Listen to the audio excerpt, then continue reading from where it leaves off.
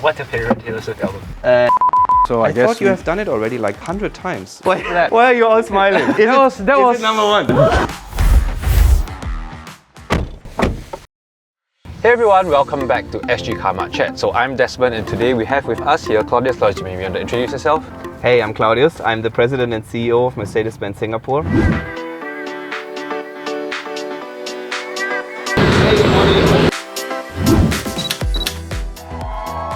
It's great spending time with you in this wonderful car, Desmond. Yeah, so thank you for taking the time to talk to us, and like you mentioned, we are in a pretty wonderful car. So this is the EQS SUV, and I guess that's the perfect place to start, right? The EQS SUV is one of, I've probably lost count how many cars you guys have launched this year. 8 electric cars. 8 electric cars, right? And there were non-electric cars that were being launched as well. So obviously we have this extensive lineup, right? And I think the latest one would be the EQE SUV. I think that's one that we saw just a couple of weeks ago. So what's the significance of that particular car within Mercedes' larger lineup? I mean, yes, 2023 has definitely been a very exciting year for us, and it still is. We had more than 10 launches overall. We now have 8 fully electric cars in the market across all our segments, and the EQE SUV is now our latest offering. And I personally believe it's the perfect car for Singapore because it takes like all the great things from our flagship, the EQS SUV, the car we are driving today, and puts it into a slightly smaller version, but you still have a full-size SUV. So it comes with a lot of space, 2 golf bags in the trunk. It's very easy to just put them in, and it gives you a wonderful ride comfort and also the latest technology. So we are very encouraged by the customers' feedback, and I can also understand it because the car is just great for Singapore. And it's definitely one of the highlights for me in 2023. And I think it's fair to say that the EQE is visually quite similar to the EQS, but I think also from an overall packaging perspective, it shares a lot of the same features, technologies, right? And I think that's also becoming increasingly true across the range. Even some people will say the E-Class is kind of a shrunken down S-Class, right? So is there perhaps a larger strategy that underpins this kind of increasingly familiar and similar look and feel across the lineup? When we think about electric cars, is that while the drive is all electric, the feeling must be all Mercedes. And this is also true for the design. So what we did together with our designers is to kind of create a new design language for Mercedes-Benz electric cars that make them stand out as an electric car, so you can immediately see that, hey, something is different. This car looks all electric, but at the same time it's also clearly a Mercedes-Benz. And therefore, it is part of our strategy that our electric cars share the same DNA, and you immediately see that this is an electric Mercedes, but they still have very distinct features for the different models. When we, for example, talk about the light, when we talk about rim designs, when we talk about design lines on the side of the car, and also when you talk about the interior. Singapore is an interesting place to sell cars, let's put it that way, right? So how does Mercedes-Benz approach selling cars in Singapore? I always say that Singapore is actually the perfect market for us as Mercedes-Benz, because what we are trying to do globally is to build the world's most desirable cars and to create these unique Mercedes moments for our customers that representing a true luxury experience. And there is no better place than Singapore to talk about luxury experiences and cars, because cars by nature are a big investment. When I came to Singapore, I first of all had to really sit down and calm down when I saw just like the not prices get overly shocked of any car here in Singapore. And this creates also high expectations from the customers, and for a very good reason. If you spend a fair amount of money, you really want to have a great and luxurious experience. And that is what we are trying to do as Mercedes-Benz with our products, but also with the services we are offering and the experiences we are creating. And therefore we can use Singapore very often also as a kind of a role model market for our strategy globally. And it definitely helps us to try out new things and bring them also then in the other markets later on. Well, talking about experiences, right? So I do want to sort of address the issue of EV. So I think while it has been improving, I would say that generally compared to some of the more developed markets, EV pickup in Singapore is still, I guess, a little bit lackluster, a little bit hesitant, right? So how is the brand helping to build customer confidence in fully electric products? I believe with EVs, it's quite similar to other new technologies we are having in our daily lives. It is about trust. You have to build the trust. The trust when you are going into this new technology and you want to try it out. And how do you build trust? you have to get in touch with these products. Yeah. And that is what we are trying to do across the whole customer journey. And it starts with a phase where our customers are just getting curious about their next model. So we will bring our cars also towards the customer. We are not expecting every customer to come to our showroom, but we do roadshows, we do pop-up stores. We had the concept store at Great World City. This year we had a pop-up store at Raffles City, and there we give the consumers the chance to really like touch and feel the products.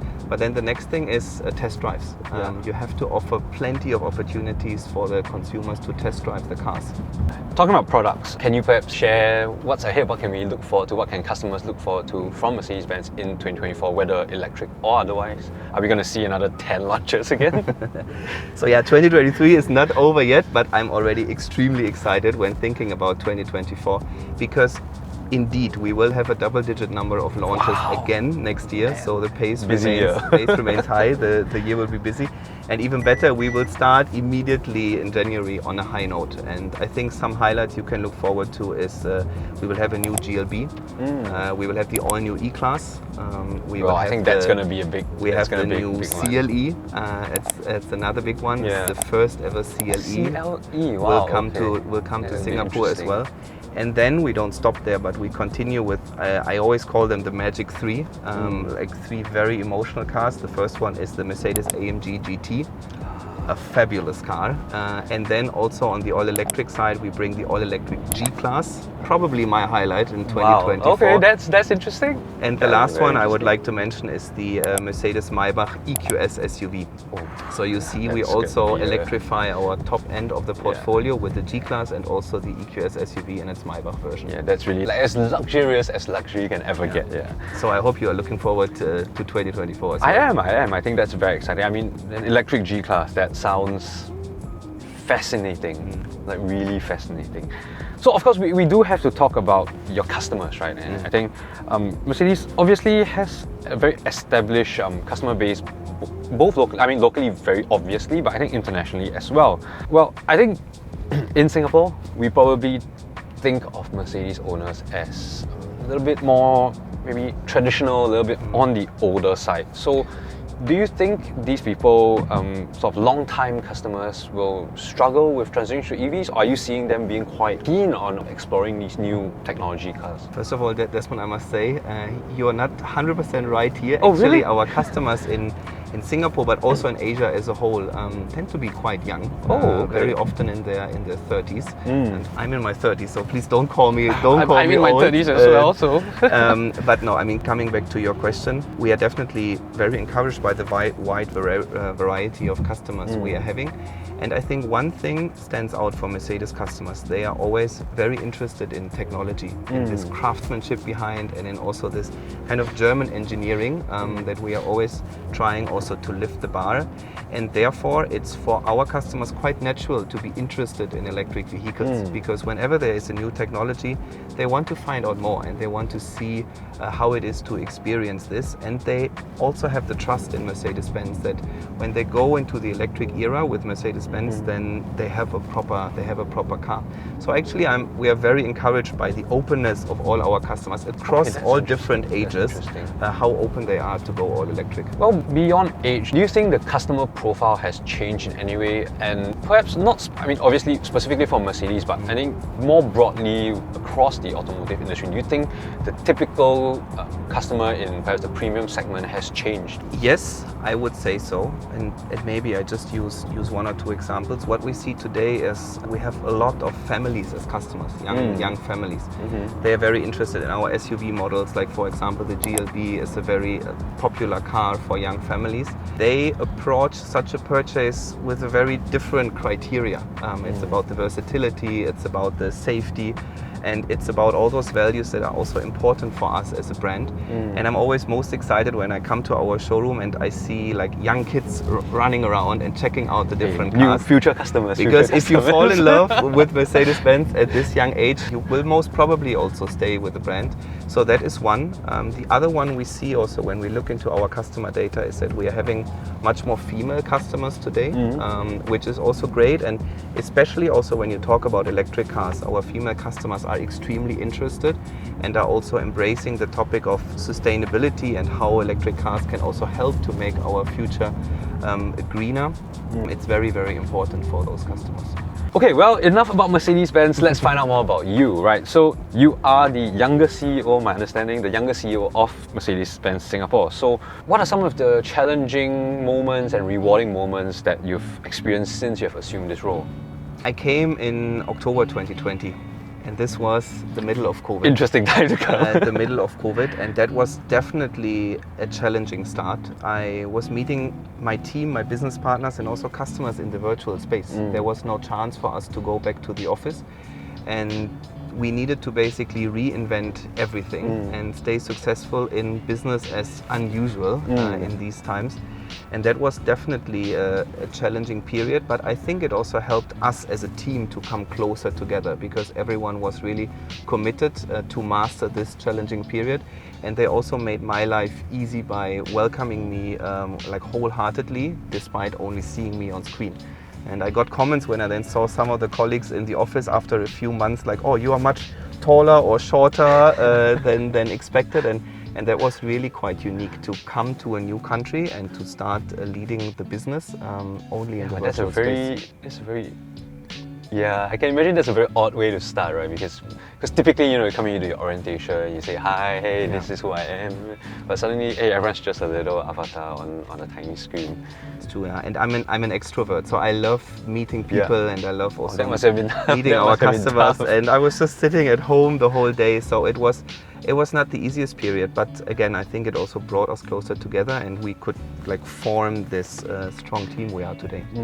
So I understand that you enjoy pushing your boundaries. So can you give us some examples of what that means, and you know what are some of the important lessons you've learned from these experiences? Okay, maybe starting with an example, and not sure if this is really pushing boundaries, but for me it was. I did an executive MBA program here in Singapore at the INSEAD Business School while working, and this was definitely a challenging period, but I truly believe in the fact that if you want to grow, you have to push yourself out of the comfort zone again and again, and you have to also go into an area where it gets painful every once in a while.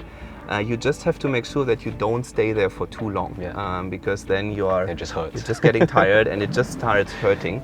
But I believe that if you have a good balance between like pushing yourself out of the comfort zone, going there where it gets painful, it will definitely help you to grow, and something I truly enjoy. And so it's been 3 years. Yeah, almost exactly 3 years since. More than 3 years since you've come to Singapore. So how are you enjoying yourself here? You know, what's life like living here? I love it. I love it, and I mean it's the place me and also together with my wife we call home in the meantime. And I think funny enough, COVID also helped. Because when you come to a new country in the period of COVID and you basically cannot travel, there's no other choice than really exploring. Really get to know Singapore. So I would say I know Singapore quite well in the meantime, and I enjoy exploring all the new corners I can still find, and definitely extremely grateful to be here. Okay, so what has it that you're a bit of a connoisseur when it comes to sourdough bread? Is that right? Yeah, I'm German. I can't deny that. That's correct. Well, so that's cultural for you. Yeah. So hey, where is the best sourdough bread that you could find in Singapore? And you know, any tips on how to spot a good one?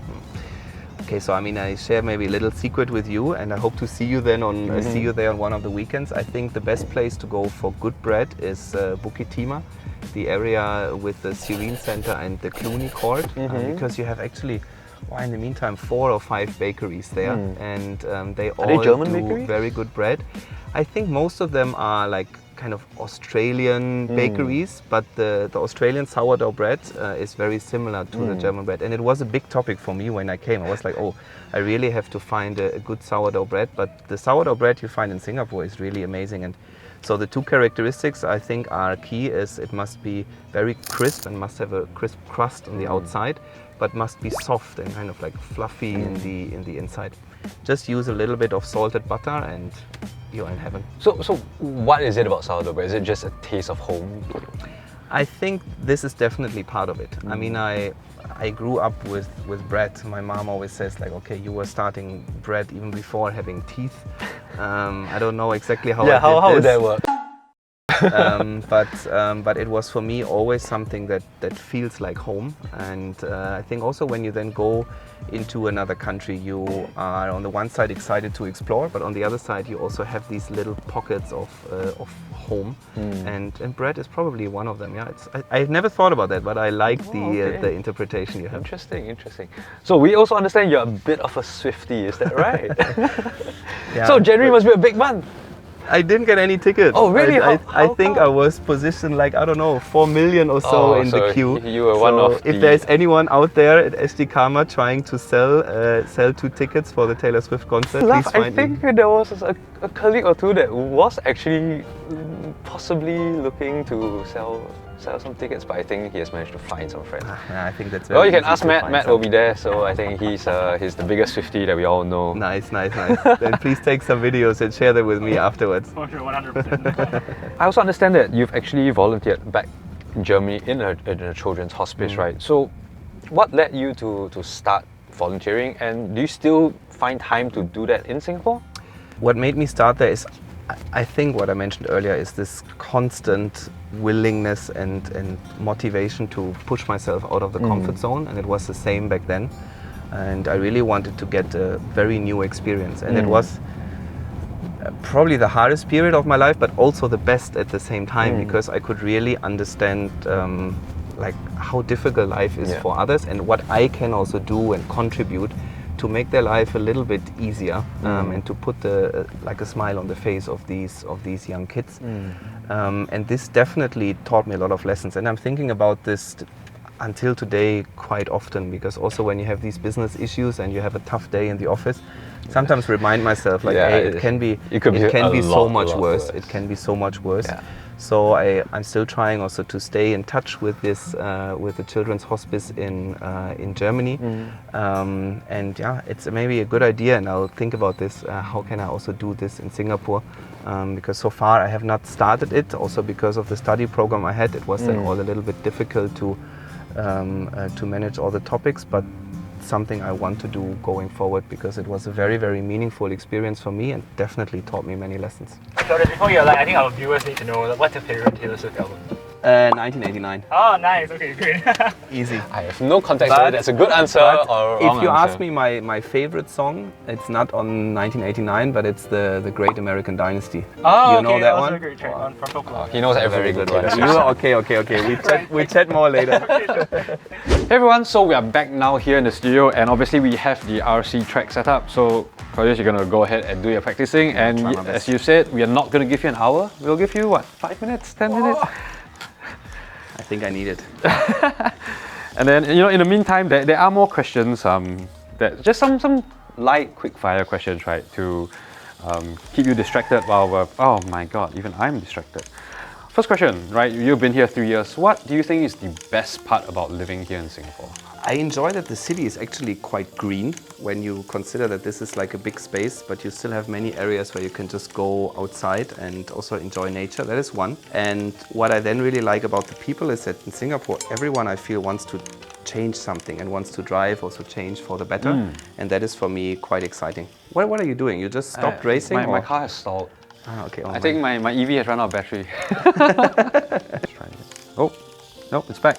Yes. Now you make me nervous. Are there examples of, like you mentioned, of people who want to drive change?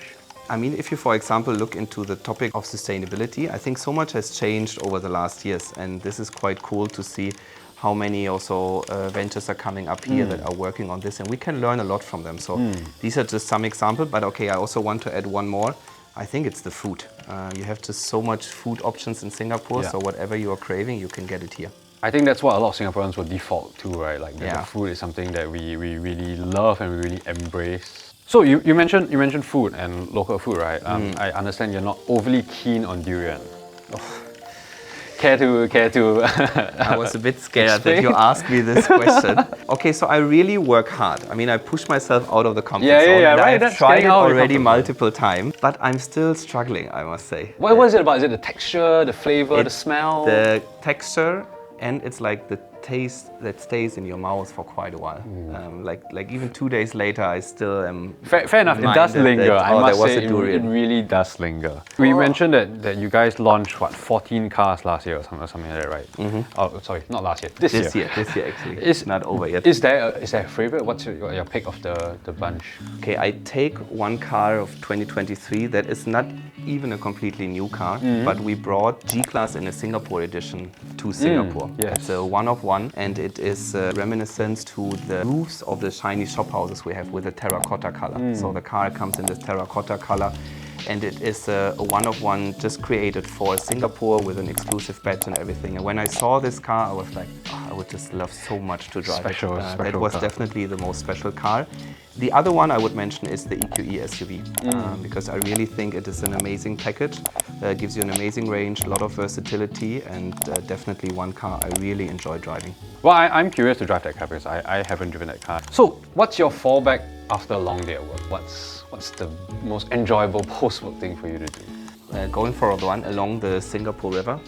So you're an evening run person or morning run person? Evening run person. I'm a night owl, not an early bird, so I always believe that for me it's better to do it in the evening.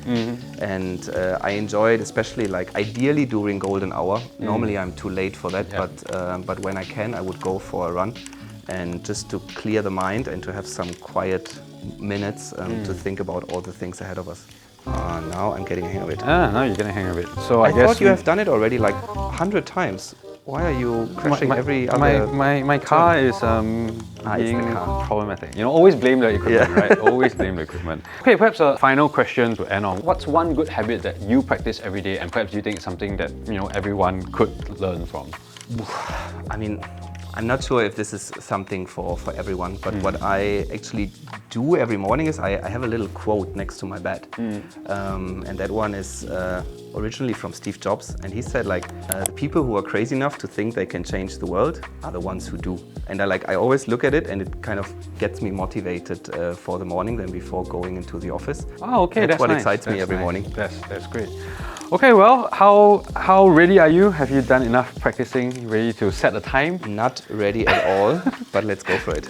All right, so Claudius, you're gonna do your time lap now. So you're at the start line. They will count you in anytime they are ready. Cool.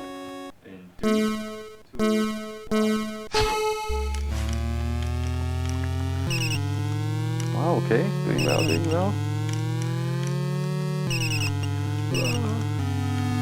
Go! And across the line. That was a What was it? smooth lap. Why are you all smiling? That was number one.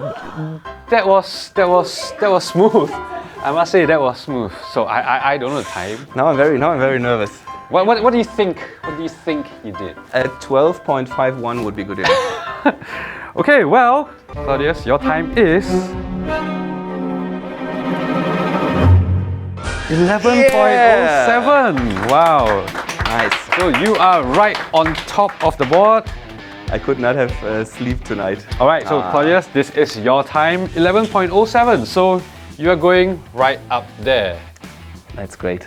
All right, so we are done with the racing. Claudius, you're number one on the board. Yeah. So good job, well done. Thank you for taking the time to talk to us today. Is there perhaps anything that you want to say to our viewers? I think we all can be super excited about 2024. So I'm looking forward to seeing as many of the Sgcarmart viewers as possible on some of the occasions where we will introduce our new Mercedes-Benz models, and really looking forward to that. And thanks to you for having me today. It was great fun, especially the racing part. All right, thanks Claudius. So guys, thanks for watching. Do remember to like, share and subscribe to our channel. And of course, you can also hit the notification bell to be alerted of all our upcoming videos.